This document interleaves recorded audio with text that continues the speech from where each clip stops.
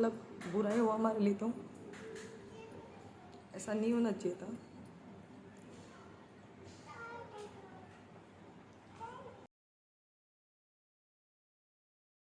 Hello guys, welcome to my YouTube channel. तो कैसे हो आप सब लोग? आई होप आप सब लोग ठीक होंगे। मैं भी बहुत अच्छी हूँ और मैं फिर से आई हूँ मेरी फ्रेंड के यहाँ पे ओनली ऑन व्लॉग शूट करने के लिए।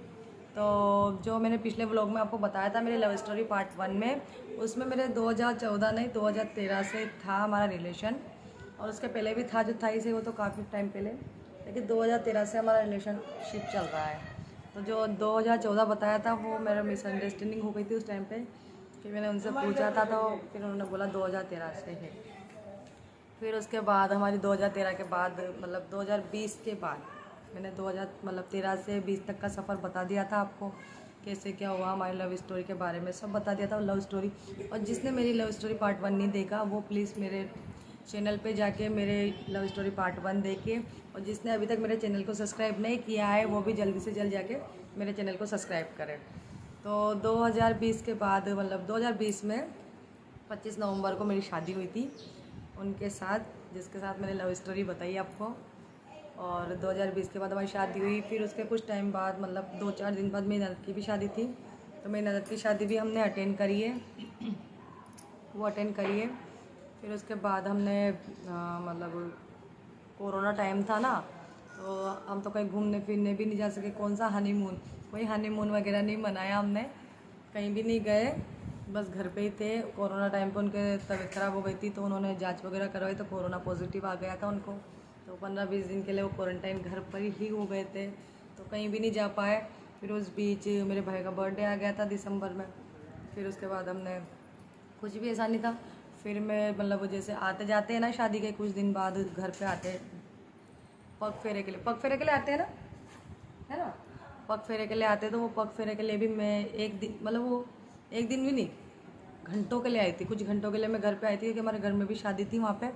तो वो शादी की वजह से मैं ज़्यादा देर रुक नहीं पाई मेरे घर पे भी, तो शाम को मुझे वापस लेने आ गए थे मेरे घर वाले। फिर उसके बाद वही हमारे घर में कुछ लोग ऐसे भी थे उस टाइम पे जिन्होंने मेरी शादी तो हुई और कुछ मतलब शादी को मेरा 10 दिन भी नहीं हुए थे, और उस टाइम पे मेरे दहेज को लेकर बात करने लग गए थे।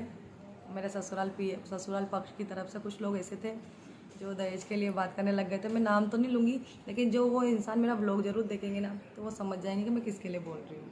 तो उन्होंने मेरे दहेज के लिए बात भी करी, लेकिन मैंने उनको साफ बोल दिया था मेरा हस्बैंड कमाऊ है, वो ला सकते हैं, सक्षम है पूरे, तो हमें जो भी चीज़ की ज़रूरत होगी वो ला सकते हैं।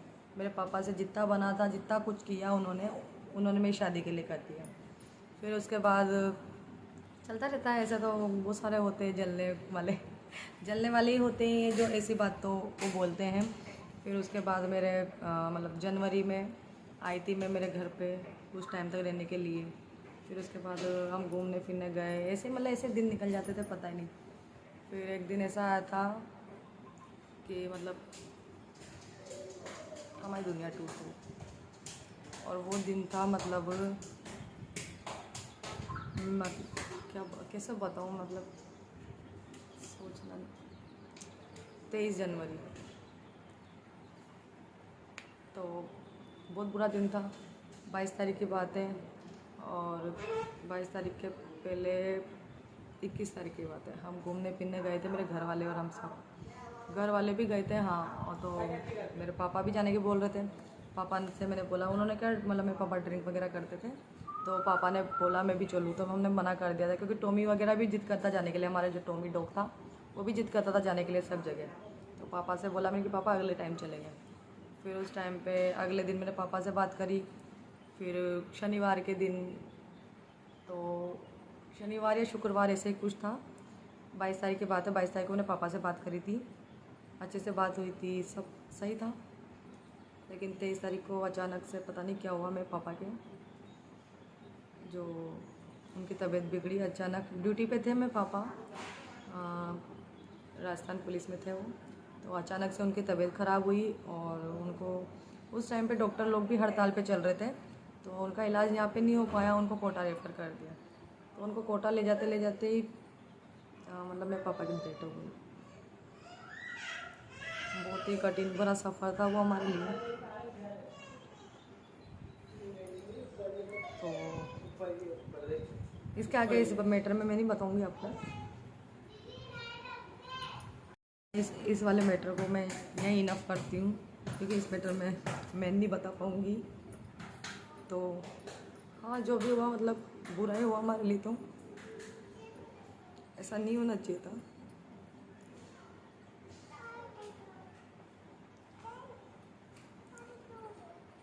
तो उस टाइम बहुत कठिन था हमारे लिए निकालना। मतलब टूट चुका था हमारा घर पूरी तरीके से।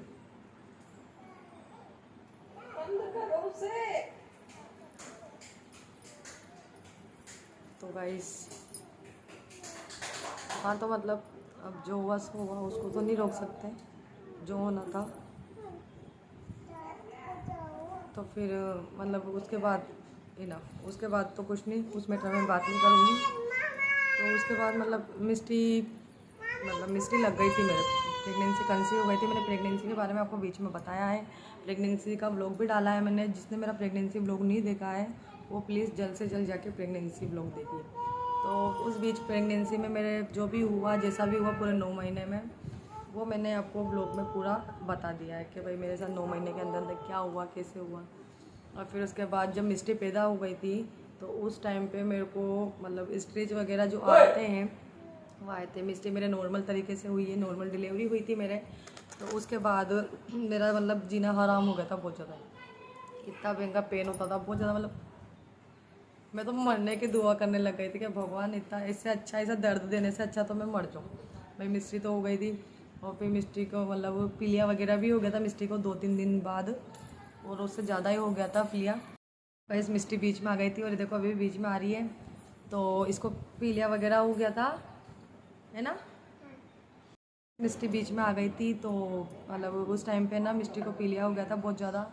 और घर वाले भी बोल रहे थे सूरज पूजाओ, ये वो 17 बातें कर रहे थे उस टाइम पे भी। लेकिन उनको पता नहीं था कि मैं किस दर्द में हूँ, मेरी बेटी किस दर्द में है, वो केवल मेरे पति को ही पता था। तो वो लिए भग रहे थे, इधर उधर दिखाना करना सब था। उस टाइम पे भी बहुत परेशान थे। मैं घर पे ही थी, मैं कहीं जाने की नहीं थी, क्योंकि मेरा सूरज पूजन नहीं हुआ था उस टाइम पे। तो मेरी मम्मी, मेरे पति, मतलब मेरे हस्बैंड और मेरा भाई, ये लेके गए थे मिस्ट्री को। और उस टाइम पे सर्दी भी थी, सर्दी के टाइम पे हुई थी मिस्ट्री, नवंबर में 7 नवंबर को हुई थी। तो उसके बाद 2-3 दिन में डॉक्टर ने बोल दिया था फीडिंग वगैरह कराओ अच्छे से, फिर सब ठीक हो जाएगा। हमने एडमिट वगैरह तो नहीं करवाया था इसको, फीडिंग करवाने से कुछ टाइम बाद सही हो गई थी। फिर उसके बाद थोड़े दिन बाद सूरज पूजा, उस बीच हमारी एनिवर्सरी भी आ गई थी। हमारी फर्स्ट एनिवर्सरी पे मिस्ट्री हमारे साथ में थी, हमारी गोद में थी। हमें बहुत अच्छा लग रहा था उस टाइम पे। और उस टाइम पे मैं दर्द से मतलब वो फ्री हो गई थी। उस टाइम पे मेरा दर्द नहीं था, मैं जो भी थी वो भी सही हो गई थी।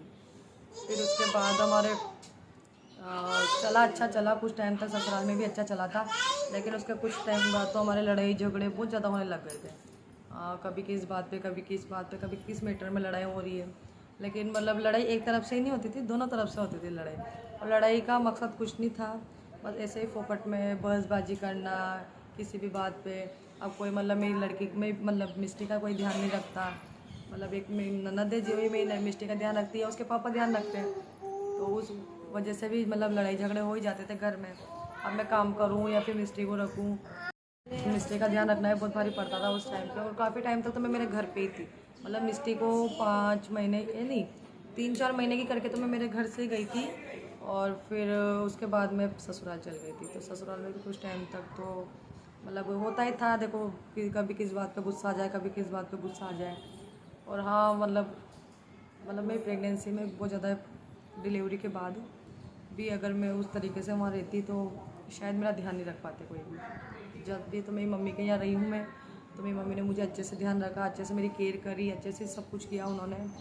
मेरे पति ने खुद देखा है कि हाँ इसका अच्छे से ध्यान हो रहा है यहाँ पे, इसलिए उन्होंने मुझे मेरे पियर में रहने दिया। उनको पता था ससुराल में कोई केयर नहीं कर पाएगा इनकी, और वाकई में नहीं कर पाते। जैसा अपना बच्चा होता है वैसा मतलब दूसरों का ध्यान नहीं रखता कोई भी। जैसे मैं अब उनके लिए दूसरी हूँ, मेरे पति के लिए तो मैं उनकी हूँ, लेकिन उनके परिवार के लिए मैं दूसरी हूँ। तो मेरा कौन ध्यान रखे वहाँ पर? होते होंगे कोई ना कोई जो ध्यान रख लेते हैं, नहीं तो हर कोई ध्यान नहीं रखता। फिर उसके बाद लड़ाई झगड़े चलते थे, बहुत ज़्यादा लड़ाई झगड़े चलते थे।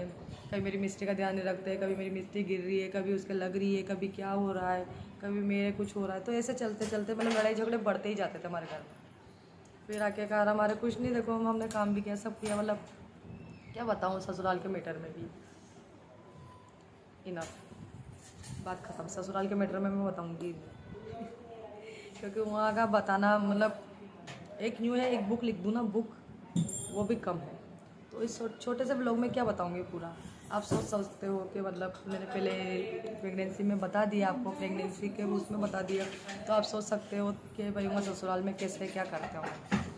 तो गाइस बस मेरा बताना यही था, बस इतना सा था मेरा लव स्टोरी के बाद पार्ट 2। क्योंकि शादी हो गई थी, शादी के बाद आपको पता ही है लड़ाई झगड़े मतलब चलने वालों के चलते हैं, हर कोई के नहीं चलते। कुछ टाइम तक सही रहते हैं, कुछ टाइम तक क्या, कुछ टाइम तक क्या, मतलब कुछ दिन अच्छा रहना, कुछ दिन वापस से बुरा बन जाना, वापस से अच्छा रहना, फिर वापस से बुरा बन जाना, बस ऐसा ही चलता रहता है। तो ज़्यादा कुछ नहीं चला हमारे घर में, बस लड़ाई झगड़े ही चले हैं, इसके अलावा अच्छे से कुछ भी नहीं रहा। जैसे अच्छे से रहने लगते हैं फिर वापस से लड़ाई झगड़े आ जाते हैं। कुछ लोग तो पति पत्नी को कुछ नहीं रहने देते, ये दोनों खुश कैसे रह रहे हैं, ये दोनों अच्छे से कैसे रह रहे हैं, नहीं सहन नहीं होता, खाना हजम नहीं होता लोग बागों के कि ये पति पत्नी खुश कैसे रह रहे हैं, इनके बीच में लड़ाई झगड़े कैसे नहीं हो रहे, इसका पति इससे लड़ क्यों नहीं रहा, इसका पति इसको मार क्यों नहीं रहा है, मतलब वगैरह वगैरह 17 बातें होती है। तो मतलब बहुत सारे घरों में पति की मतलब बहुत सारे घरों में क्या, मेरे साथ तो ऐसा ही है कि पति को पति पत्नी खुशी नहीं देखते कि पति पत्नी खुश क्यों है, ये इतना मतलब अच्छे से कैसे रह रहे हैं, पत्नी को इतनी आज़ादी।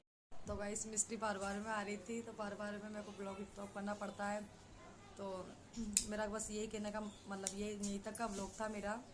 तो गाइस मेरे को मतलब हस्बैंड तो बहुत अच्छे मिले, मेरे हस्बैंड के लिए तो जितनी भी तारीफ़ करूँ, जितनी भी बुक में कुछ लिख दूँ ना, वो भी कम है।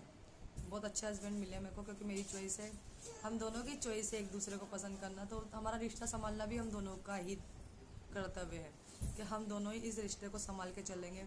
बस आ जाते हैं ना बीच में तीसरा इंसान, जो हमारे बीच में ज़रा सा आग लगा जाते हैं। तो बहुत बार ऐसा ही हुआ है, हमारे बीच में काफ़ी लोगों ने आग लगाई है, काफ़ी लोग मतलब हमारे लिए खड़े हैं, हमारे खिलाफ के दोनों सही कैसे रहते हैं। होते हैं बहुत सारे, होते हैं ऐसे, नाम तो नहीं लूँगी लेकिन होते ज़रूर हैं जलने वाले। तो गाइस मेरा बस इतना सा ही कहना है कि मेरे लव स्टोरी का पार्ट 2 यही है। और आज मैं इस काबिल हूँ, मतलब इस काबिल हूँ कि उस घर में मैं अलग रहती हूँ, अलग मेरा बना के अलग खाती हूँ। अब मैं ससुराल वालों के साथ नहीं रहती हूँ, ससुराल में ही रहती हूँ लेकिन मैं अलग रहती हूँ। ठीक है गाइस, तो मेरे लव स्टोरी का पार्ट 2 यहीं तक था। तो आई होप आपको ब्लॉग पसंद आएगा। अगर ब्लॉग पसंद आए तो लाइक कमेंट शेयर जरूर करें, और मेरे चैनल को जिसने सब्सक्राइब नहीं किया वो सब्सक्राइब कर लें। Thank you.